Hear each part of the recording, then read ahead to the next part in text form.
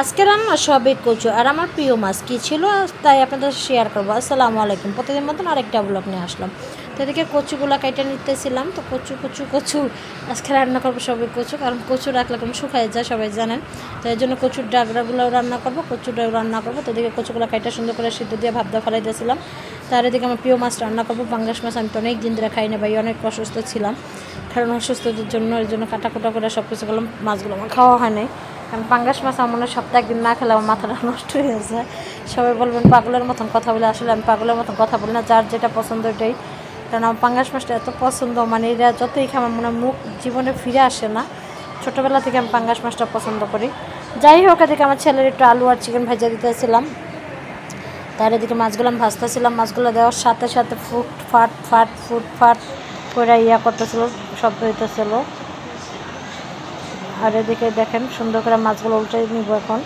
আর উল্টে দিয়েছিলাম অনেক দূরে বেড়েছে, পাঙ্গাস মাছগুলো একদম ঠাস করে ফুটছিল এরকম। আর মাছগুলো উল্টে নিতেছিলাম অনেক দূরে বৈশা, কারণ তারপর আমার হাতে তেল ছিটা লাগতেছিল। এরকম করে আমি দূরে বসেই করলাম।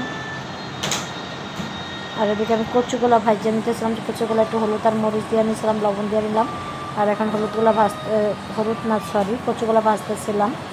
ভাজা সুন্দর করে লাড়াচাড়ার উপরে রাখছিলাম, উল্টাই দিতেছিলাম।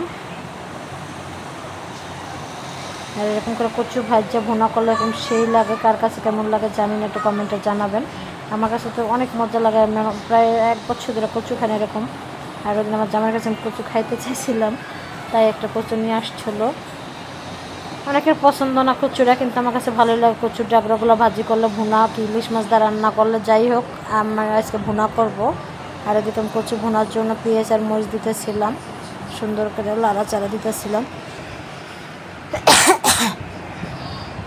পেঁয়াজ আর মরিচগুলোকে ভাজা নিলাম। আর এদিকে আদা বাটা দিলাম, টমেটো দিয়ে নিলাম, আর লবণ দিয়ে নিতেছিলাম, হলুদের গুঁড়া, মরিচের গুঁড়া, ধনিয়ার পাখি সব কিছু দিতেছিলাম। মশলাগুলো দিয়ে একটু পেঁয়াজগুলো ভালোভাবে কষাই নিলাম।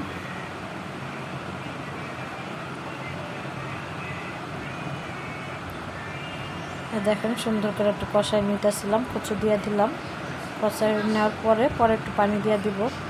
আর এরকম করে কচু ভুনা করলাম, আমার কাছে সেই স্বাদ লাগে। অল্প পানি দিলাম, যেহেতু সিদ্ধ কচু, ভাজা কচুগুলো এরকম করে একটু করে নিতেছিলাম। আর এই দেখেন কচুটা আমার কত সুন্দর একটা কালার আসতেছে। এখন তো ধনিয়া পাতা দিয়ে দিব। ধনিয়া পাতা দিলে পরিপূর্ণ লাগে তরকারিটা আমার কাছে। আর ধনিয়া পাতার যতই দাম হোক, আমার কাছে মনে হয় ধনিয়া পাতা না দিলে আমার কাছে তরকারিটা পরিপূর্ণ হয় না। আর এদিকে আমি কচুটা একবারে মাখা করে ভুনা করে নিলাম। আর এদিকে পাঙ্গাস মাছ ভুনা করব। পাঙ্গাস মাছ ভুনা করার জন্য পেঁয়াজ আর মরিচ দিতেছিলাম। পেঁয়াজ মরিচ দিয়ে সুন্দর করে ভাজতেছিলাম।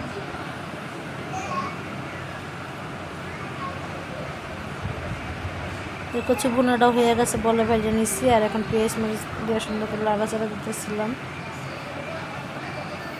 অনেকে বলবেন আমার কড়াইটা এখন এক কারা নাই, কারণ আমি কড়াইটা রান্না করে শান্তি, অন্য কড়াইতে রান্না করে আমি শান্তি পাই না। কড়াইতে রান্না করলে আমার মনে হয় তরকারি স্বাদ বাইরে যেরকম লাগে, সব কিছুতে সুন্দর হয়। তরকারিতে কষানো, মাছ ভাজা থেকে সব কিছুই অনেক সুন্দর হয়। এই জন্য কোনো আমি কড়াইটা ফালাই না, কারণ এই কড়াইটা আমি ইউজ করি বেশি। কড়াই কম আমার 6-7টা কড়াই আছে। তারপর আমার এই কড়াইটা মায়া আমি ছাড়তে পারি না, এত বছর সংসারে কড়াই মায়াটা। আর রান্না করলে আমার কাছে সেই স্বাদ লাগে। আর এদিকে মাছগুলা সুন্দর করে মশলাগুলো কষাই নিতেছিলাম।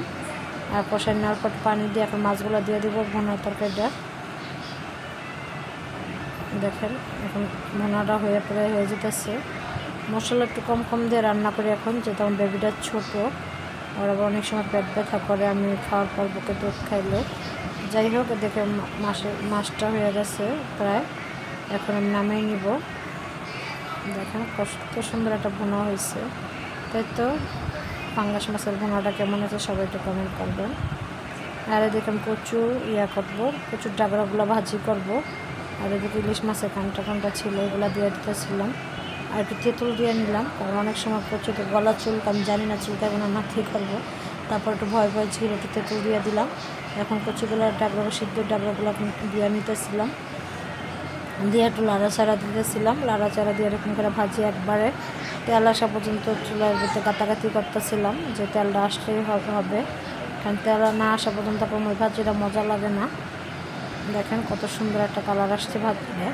এরকম কচুর ডাগরাগুলো এরকম ভাজি করলে সেই স্বাদ সেই মজা লাগে। তো ভাজির এখন প্রায় হয়ে গেছে, নামাই নিতেছিলাম স্টিল এটা বলে। আর তো আমার দুপুরের খাবার পাঙ্গাস মাছ ভুনা, কচু ভাজি, কচু ভুনা, কচুর তরকারি, সবই কচু কচু ছিল আজকে রান্না। আর সাথে ছিল সাদা ভাত। তো ভিডিওটা ভালো লাগলে সবাই একটু কমেন্ট করবেন, লাইক করবেন, ভালো থাকবেন, সবাই সুস্থ থাকবেন। আল্লাহ হাফেজ।